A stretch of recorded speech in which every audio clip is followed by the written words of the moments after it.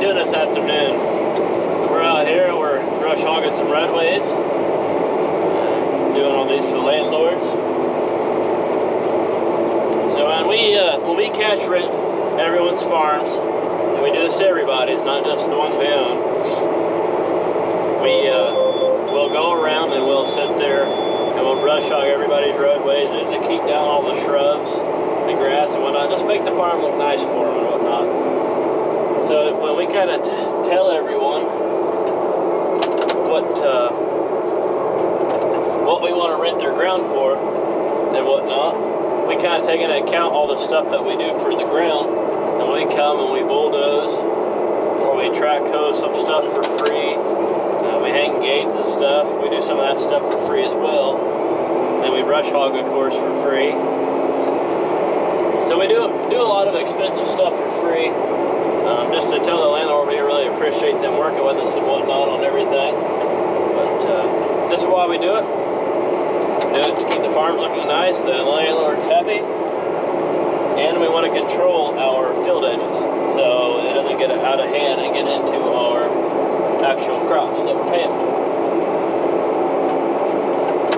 But it looks really nice when you're done, doesn't it? I ain't done yet. You can't say no. Give me time. I gotta go down one more time. Me and Dad, we yanked off the duals on this 335.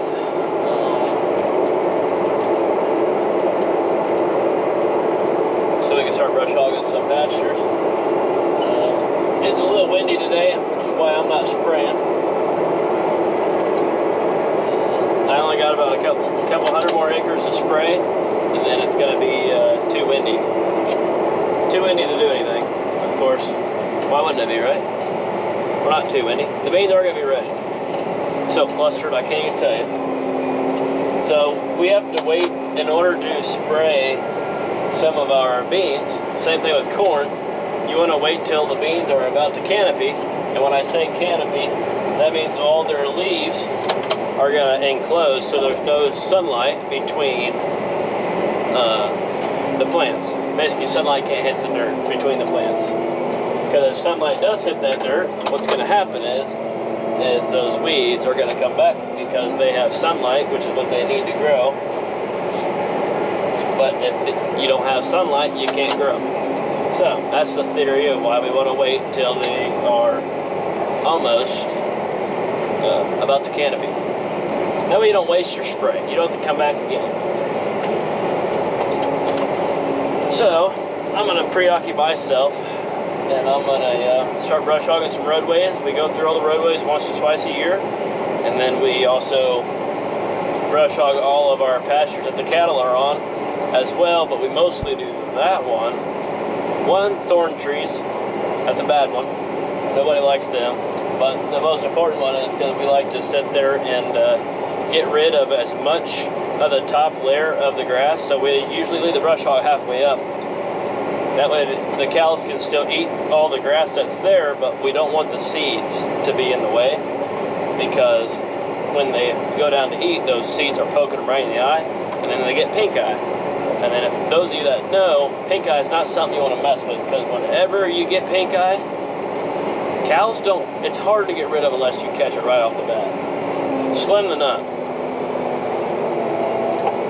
Slim the nut. You basically have to catch it ASAP if you want to get it treated. So,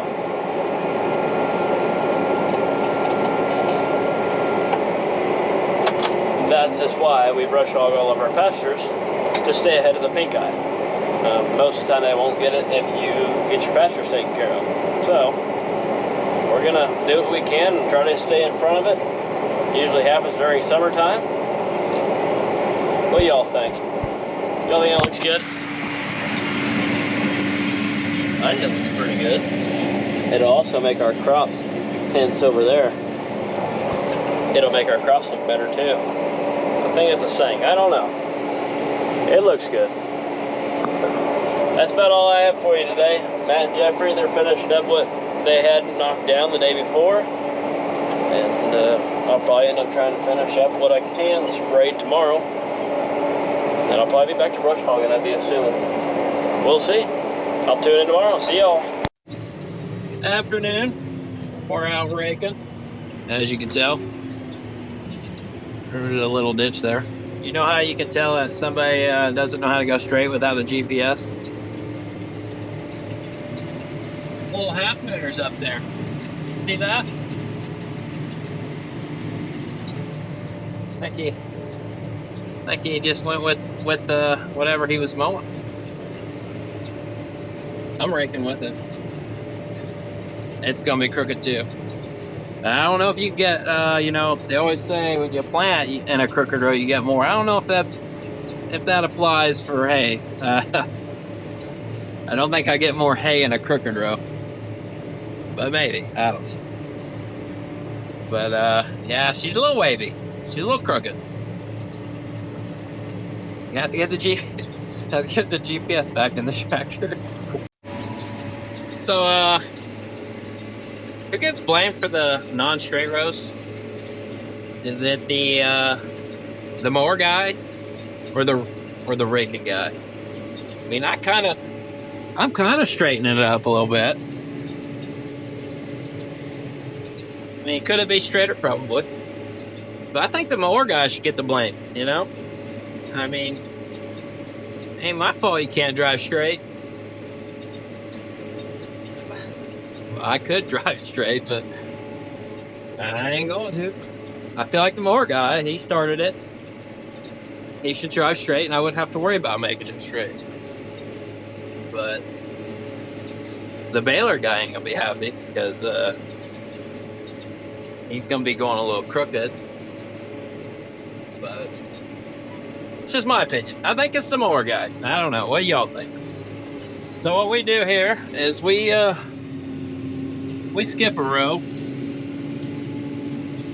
and then we come back across the field. So we started way over there, and we're gonna go that way. Well, we're gonna end over there, and we're gonna take all them skip rows back over there. So we usually skip the first 6 end rows that we don't need to do till the end, and then when we get back over there, we'll start our end rows. But so far, the old hay's looking pretty good. It's actually picking it all up this year, not leaving any. A little thicker than last year. Last year was awful. This year's gonna be, he's never gonna, I think last year I did one down. I only had 2 bales in that row. This year is gonna be a little different. It's probably gonna have like 5 or 6 bales in that row, the way it's looking. But she's drying out. It's supposed to be hot this week, so good drying weather for hay, and we'll keep her rolling. Plant season's over. Hay season begins. We're neck and neck. Who's gonna win the straight row battle? Yeah. He's thinking about it. He's thinking about it. We're almost there. Who's gonna win? We're gaining. We're gaining.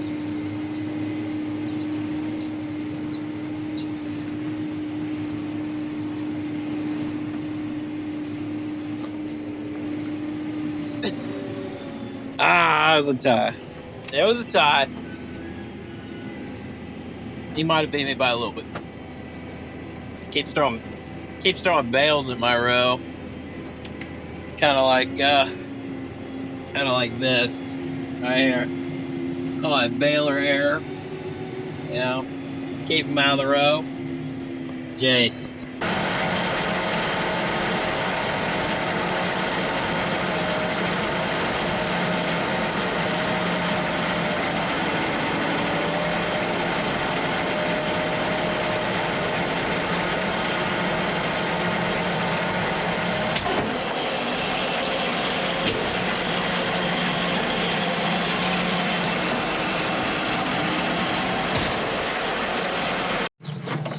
Bet you guys thought I'd be done by now.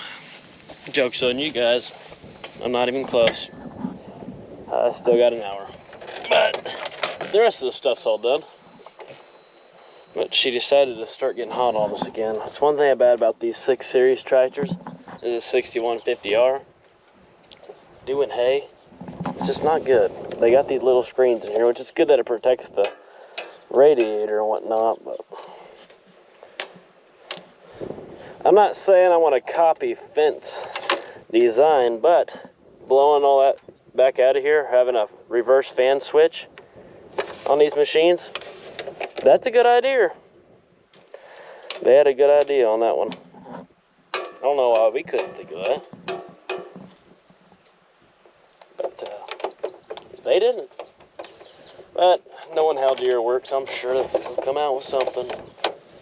It'll probably be difficult, more difficult than all this BS. Well, you guys know. Yeah, that should go down. Should be able to wrap this up in probably 45 minutes. And we got to be getting close to 200 bales today so far.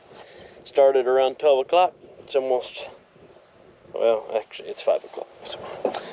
But let's get to her.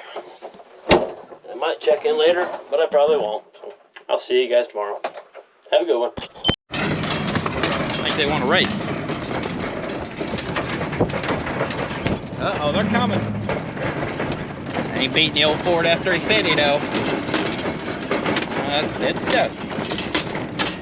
A little dusty. On to the next place. And then we're gonna... That's gonna take me a minute because I got feet hay. Uh-oh. They're thinking about running out the gate. Y'all just go eat. Get in there. Go on.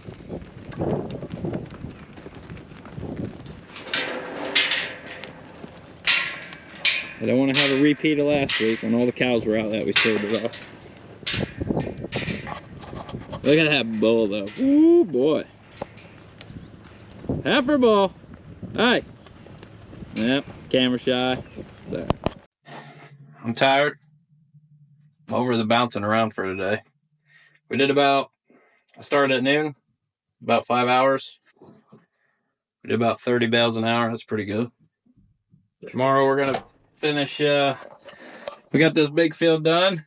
We gotta go in behind the house there and then over here, and we're done. We did about 138 or something like that.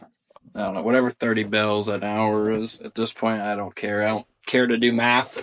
I'm ready to go home. So I'm waiting on a ride, and I'm out of here. So later. This is what you call one of them runaway bales. Oh man, it is going. Hit the hill. Hit the hill. All right, curve back around, hit the other bale. I don't care what you do at this point. You don't go in the timber. Come on. Oh yeah, stuck the landing. Didn't go in the timber. We call that a win, boys. Whoop whoop.